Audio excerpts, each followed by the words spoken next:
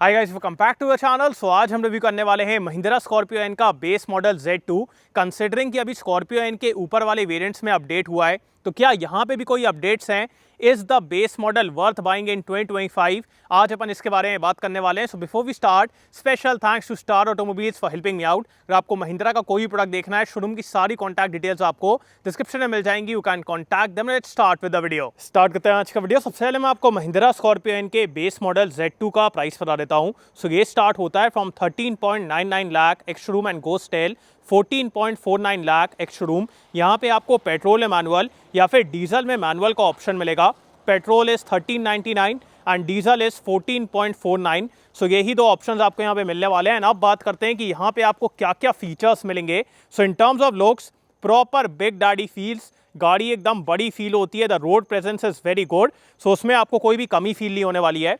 बाकी फ्रंट में उतने ज़्यादा आपको कॉस्मेटिक फीचर्स नहीं मिलेंगे, जैसे यहाँ पे क्रोम वगैरह नहीं है।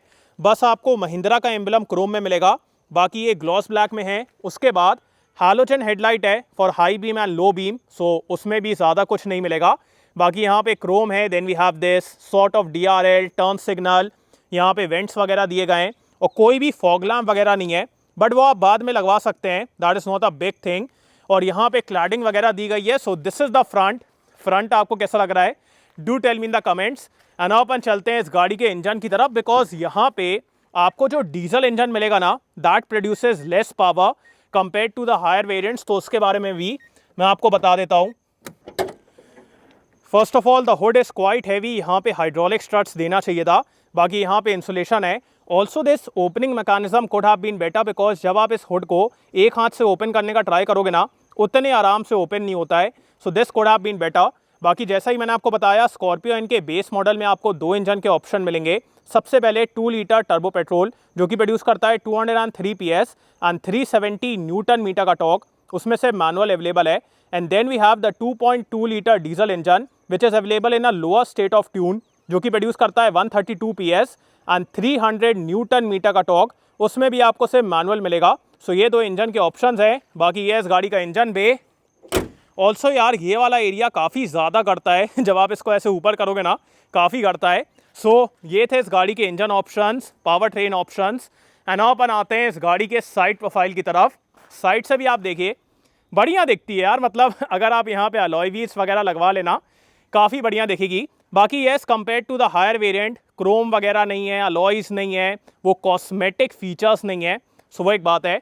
बाकी चलते हैं अपन इसके व्हील्स की तरफ। सो यहाँ पे आपको स्टील व्हील्स मिलेंगे in this silver colour. Profile के बारे में बात की जाए, सो इट्स 245 बाय 65 R17। सो 17 इंच के आपको यहाँ पे स्टील व्हील्स मिलेंगे। बाकी क्लैडिंग है। Then we have a basic ORVM। इसको आपको मैनुअली एडजस्ट करना पड़ेगा, मैनुअली ओपन और क्लोज करना पड़ेगा। सो वो एक बात है।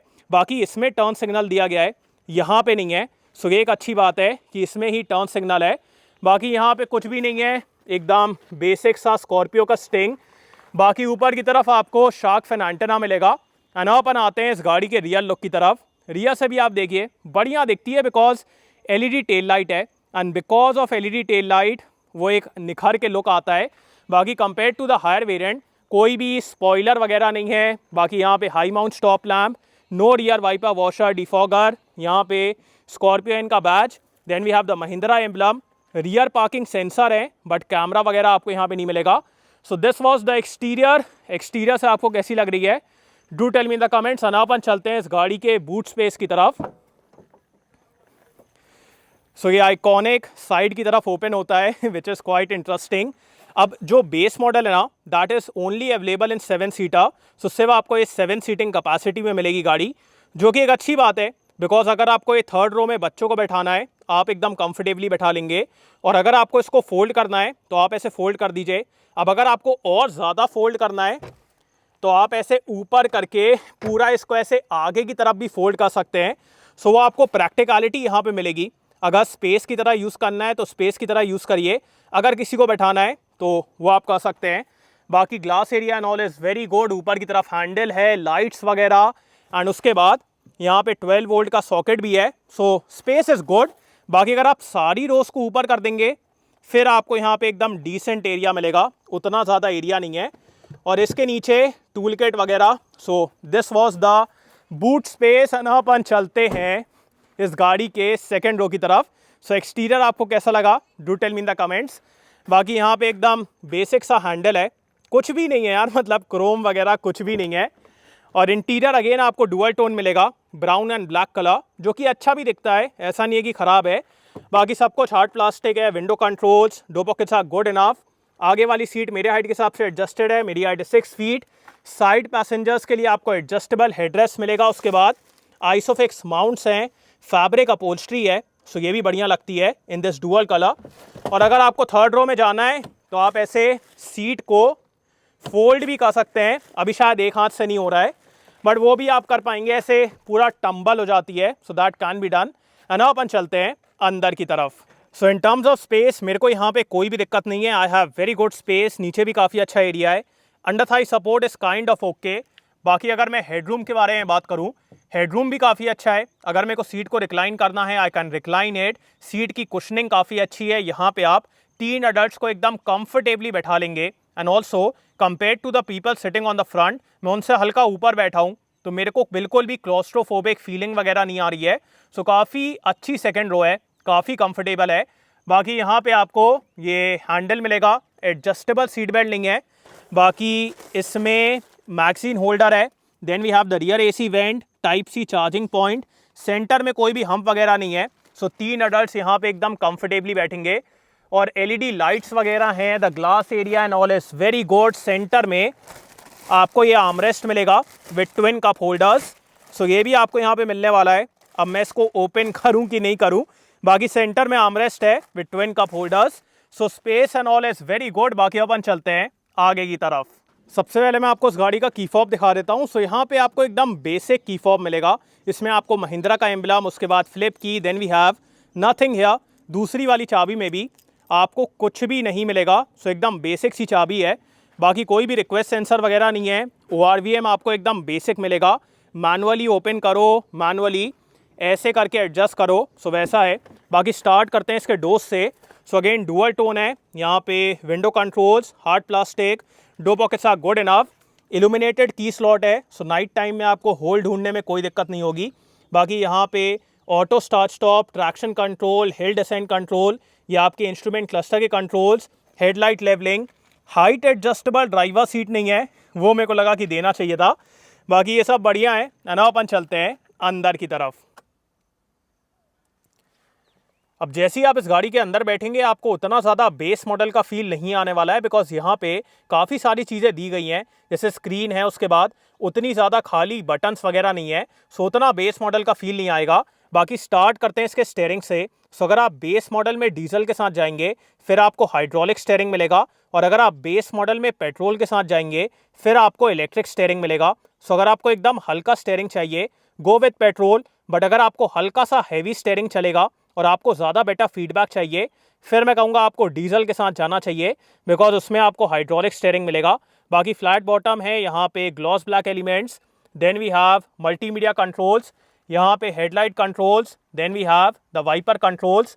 स्टीयरिंग में आपको सिर्फ टिल्ट का एडजस्टमेंट मिलेगा, टेलीस्कोपिक नहीं है। एंड अब अपन आते हैं इस गाड़ी के इंस्ट्रूमेंट क्लस्टर की तरफ। सो एनालॉग डायल्स हैं, यहाँ पे टैकोमीटर, यहाँ पे स्पीड, सेंटर में MID है। और इसमें आपको क्या क्या मिलेगा, एवरेज फ्यूल इकोनॉमी, उसके बाद real speed, then we have the settings, alerts, यहाँ पे trip A, trip B, clock, उसके बाद average fuel economy, distance to empty, DF लेवल। सो बढ़िया सिस्टम है, यूज़ वगैरह करने में कोई दिक्कत नहीं। बस ये है कि यहाँ से आपको इसको कंट्रोल करना पड़ेगा।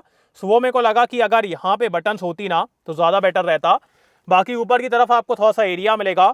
Then we have Android based infotainment system. ये एंड्रॉयड बेस्ड है, जैसा अपन आफ्टर मार्केट देखते हैं ना, सिमिलर है। सो यहाँ पे क्विक एक्सेस बटन्स, इसका टच रिस्पॉन्स वगैरह ठीक है, उतना भी अच्छा मैं नहीं कहूँगा, बट ठीक है, कंपनी की तरफ से आपको मिल रहा है, सो वो एक बढ़िया बात है। और इसको आप आराम से यूज़ करिए। ब्लूटूथ कनेक्टिविटी है, रेडियो है, म्यूज़िक है, so all of that is good. बाकी मैनुअल AC कंट्रोल्स हैं, यहाँ पे एक USB, then we have aux, this is the gear lever जो कि आपको प्रीमियम मिलेगा। उसके बाद हैंड ब्रेक, सेंटर में आपको 2 कप होल्डर्स मिलेंगे, arm rest which is hard plastic, और इसके अंदर आपको काफ़ी अच्छा एरिया मिलेगा, सो ये एक बढ़िया बात है। उसके बाद ग्लव बॉक्स के अंदर भी आपको डिसेंट एरिया मिलेगा। Then we have manually dimming IRVM, यहाँ पे कुछ भी नहीं है। देन वी हैव कुछ भी नहीं यहाँ पे भी कुछ भी नहीं है।